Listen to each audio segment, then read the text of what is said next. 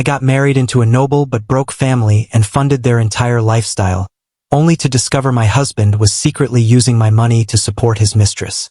My name is Claire Bennett, and for most of my life I believed love could be built the same way I built my business, patiently, strategically, brick by brick until it stood tall enough to weather any storm. I grew up in Ohio, the daughter of a warehouse supervisor and a school librarian. And by 32 I had turned a small online import business into a multimillion-dollar logistics company supplying luxury home brands across the Midwest. I was proud of every late night, every rejected loan application, every shipment I personally inspected. I earned my success, no inheritance, no trust fund, just grit and sleepless ambition. Then I met Ethan Caldwell. Ethan came from old Virginia money, or at least what used to be old money. His family had a crumbling estate outside Richmond, a fading coat of arms, and a last name that still opened certain doors even though their bank accounts could not. He was charming in that effortless Southern way, soft voice, tailored suits he could barely afford, stories about lineage and legacy that made me feel like I was stepping into a different world. When he proposed, his mother Margaret Caldwell hugged me tightly and whispered how grateful she was that I loved her son for who he was, not what he had. I did not understand the weight of that sentence until much later. We married within a year. I paid for the wedding, the renovations on the Caldwell estate, the property taxes they had been quietly behind on for 3 years. I covered Ethan's sister Victoria's graduate tuition when her temporary setback became a permanent dependency. I refinanced the estate under a trust to stabilize their debts. Every bill, every staff salary, every catered charity event came from my accounts. And still, I was never quite enough. At dinners, Margaret would introduce me as Claire. She runs a trade business. Her smile thin, her tone polite but dismissive. Ethan would laugh with his cousins about how different our backgrounds were, how I was self-made, as if it were something slightly embarrassing, something that needed softening. They called me practical, direct, unsophisticated. They called me common without ever saying the word. I told myself it did not matter. I loved Ethan. I believed loyalty would outlast pride. The first crack appeared quietly. Ethan began traveling more frequently to New York for investment meetings. He grew protective of his phone, stepping out onto the balcony to take calls.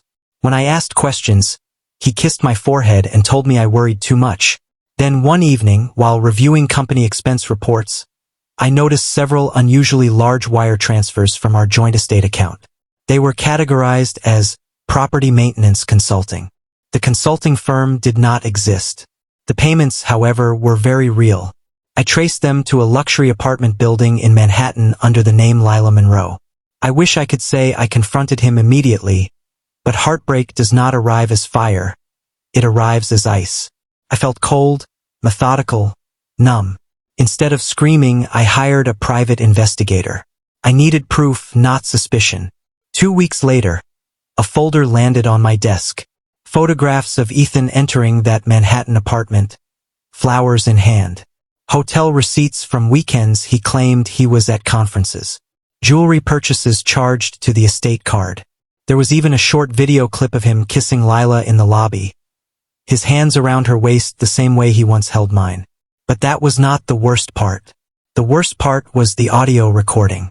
The investigator had captured Ethan at dinner with Lila, laughing, telling her how exhausting it was to play husband to a woman who thought money could buy class. He told her the estate would soon be entirely in his control, that I was too trusting to notice subtle changes in ownership structures. He said once everything transferred, he would file for divorce and finally live the life he deserved. My money, my work, funding my own humiliation. I did not cry that night. Instead, I called my attorney at 8 the next morning. What Ethan never bothered to understand was that I had not simply paid bills out of generosity. The estate was legally secured under a protective trust one controlled. Every major asset had clauses requiring my authorization for restructuring. The subtle changes he believed were happening were requests I had quietly denied weeks ago. But I wanted more than protection. I wanted truth exposed. I invited the entire Caldwell family to a formal dinner at the estate, claiming I had exciting financial news to share. Margaret arrived in pearls, Victoria in designer heels I had paid for, Ethan looking slightly nervous but still confident. Halfway through dessert, I stood and thanked them all for welcoming me into their historic family. I spoke about loyalty, sacrifice, about how marriage should be built on honesty. Ethan shifted in his chair. Then I pressed a button on the remote connected to the dining room screen. The first photograph appeared, Ethan and Lila in Manhattan. Gasps filled the room. The next slide showed the wire transfers. Then the video clip played, his voice clear as crystal, mocking me, plotting to strip me of everything. Margaret's face drained of color. Victoria stared at her brother as if seeing him for the first time. Ethan stood up, shouting that it was a misunderstanding, that the recording was manipulated, that I was overreacting. I let him speak until he ran out of breath.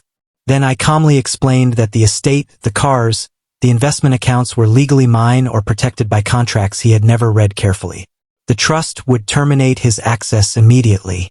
The staff had already been informed that, as of midnight, only I had authority over property decisions. And I finished with one final truth. Lila Monroe was not just his mistress.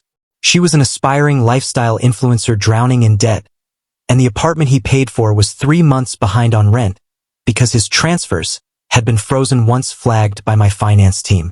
She had already left him that afternoon when she learned the money stream was gone. He sacrificed his marriage for a fantasy that evaporated in hours.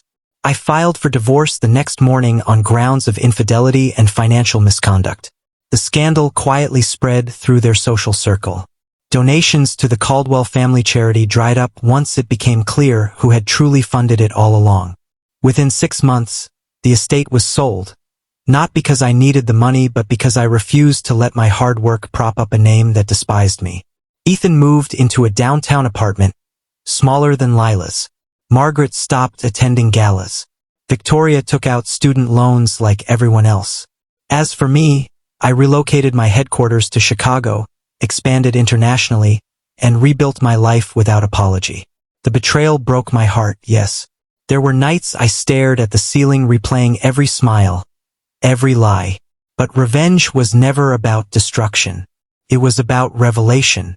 It was about forcing them to face the truth they tried to hide. They called me common. In the end, I was the only one strong enough to survive without a borrowed name, without stolen money, without illusion. And when I finally signed the last divorce document, I did not feel anger. I felt free. Thanks for watching.